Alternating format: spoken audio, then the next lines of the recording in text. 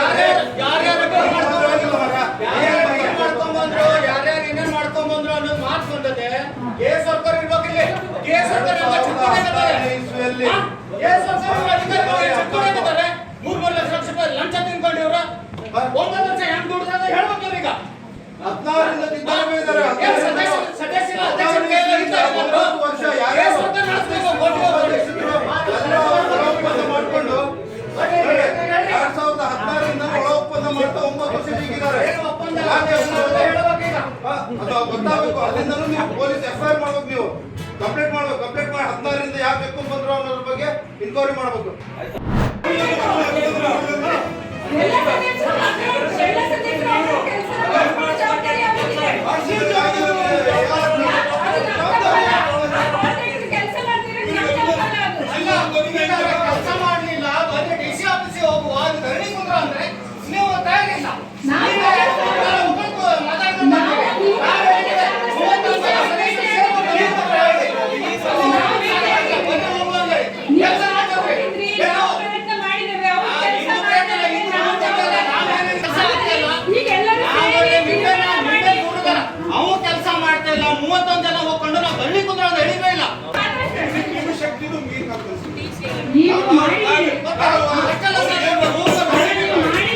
ನಾನು ಒಂದು ವಿಷಯ ಹೇಳ್ತೇನೆ. ಈಗಾಗಲೇ ಎಲ್ಲ ಸದಸ್ಯರು ಸಹಿ ಹಾಕ್ಸ್ಕೊಂಡು ನಾವು ಅದನ್ನ DC ಅವರಿಗೆ ಬ್ಲಾಕ್ ಲಿಸ್ಟ್ ಹಾಕಿದೆ ಅಂತ ಕೊಟ್ಟಿದ್ದೇವೆ. ಮುಂದೆ ಮಾಡ್ಬೇಕಾದ್ರೆ ಯಾರು ಸಹಿ ಮಾಡ್ಕೊಂಡು ಕೊಟ್ಕೊಂಡು ಏನ್ ನಡೆಯುದು ನಿಮ್ಗೆ ಗೊತ್ತುಂಟು.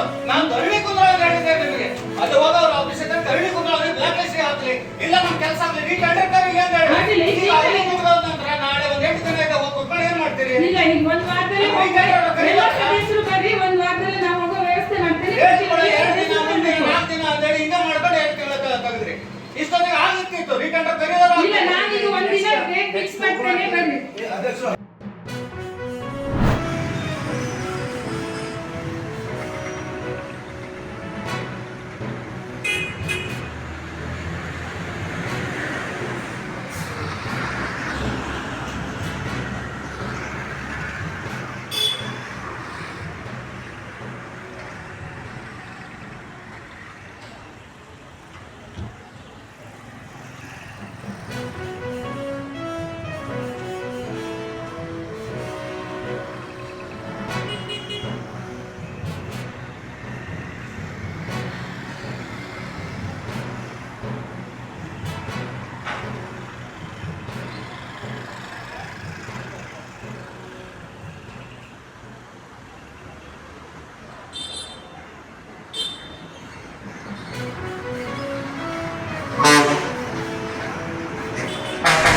ಶಾಸಕರಿಗಾದರೂ ಅದು ಮುಂದೆ ಏನಾಯಿತು ಅಂತೇಳಿ ನಮ್ಮ ದೊಡ್ಡಾಳಿದ ಪ್ರಜ್ಞಾವಂತರಾದಂಥ ನಾವುಗಳು ಅದಕ್ಕೆ ಬೆನ್ನ ಹತ್ತೇ ಇಲ್ಲ. ಮುಂದೆ ಬರದೇ ನಿಂತು ಸರ್ಕಾರದ ಕಂದಾಯ ಸಚಿವರು ಸರ್ಕಾರದ ಮಟ್ಟದಲ್ಲಿ ನಿಂತು ಸದ್ಯ ಹೋಬಳಿ ಮಟ್ಟದ ಚಿಂತನೆಗಳು ಇಲ್ಲ ಅಂತ ಪ್ರಸ್ತಾವನೆ ಇಲ್ಲ ಅಂತಂದ್ರೆ ನಮಗೆ ಯಂತ್ರ ಆಗ್ತದೆ. ಹೆಂಗೆ ಯಂತ್ರ ಅಂತಂದ್ರೆ ವಿತರಣಾ ಕೇಂದ್ರ ಮಾಡ್ರಿ ಅಂತೇಳಿ ಮತ್ತೆ ಅವ ಮನೆಗೆ ಕೊಡಕ್ಕೆ ಶುರು ಮಾಡಿದ್ವಿ.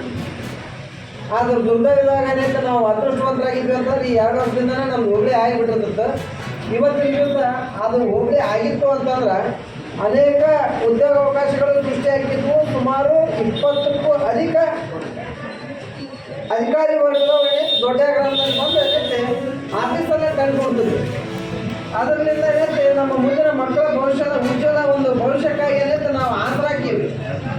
ಇದಕ್ಕೆ ಯಾರೂ ಭೇದ ಭಾವ ಮಾಡದೆ ಈ ಒಂದು ಹೋರಾಟ ಸಮಿತಿಗೆ ಏನೈತೆ ನೈತಿಕವಾಗಿ ಬೆಂಬಲವನ್ನು ಕೊಟ್ಟು ಪ್ರತ್ಯಕ್ಷವಾಗಿ ಪರೋಕ್ಷವಾಗಿ ಬೆಂಬಲವನ್ನು ಕೊಟ್ಟು ಚಿನ್ನಪ್ಪ ಕಣ್ಕರ್ ಏನೈತೆ ಉಪವಾಸ ಸತ್ಯಾಗ್ರಹ ಮಾಡಕ್ಕೆ ರೆಡಿನಾದಾರ. ನೀವು ವಯಸ್ಸಾಗೈತೆ ಅವ್ನಿಗೆ ಏನೋ ಆಗಿಲ್ಲ ಅಂತ ನೀವು ತಿಳ್ಕೊಳಕ್ಕೆ ಹೋಗ್ಬೇಡ್ರಿ. ಆರೋಗ್ಯ ಸರಿ ಇಲ್ಲ ಅನ್ನೋ ವಿಚಾರನೂ ಇಲ್ಲ. ಅದೊಂದು ಹೋರಾಟ ನಮಗೆ ಗೊತ್ತದ. ಅಥವಾ ಉಪವಾಸ ಸತ್ಯಾಗ್ರಹ ಮಾಡಿದ್ನಂದ್ರೆ ಯಾವ ಮಟ್ಟದಾಗ ಅದು ಚರ್ಚೆ ಆಗುತ್ತೆ ಅನ್ನೋದು ನಮಗೆ ಗೊತ್ತದ. ರಾಜ್ಯ ಮಟ್ಟದ ಏನೈತೆ ಅದೊಂದು ಉಪವಾಸ ಸತ್ಯಾಗ್ರಹನೂ ಹೋಗಿದ್ದು ವರದಿಗಳದಾವ.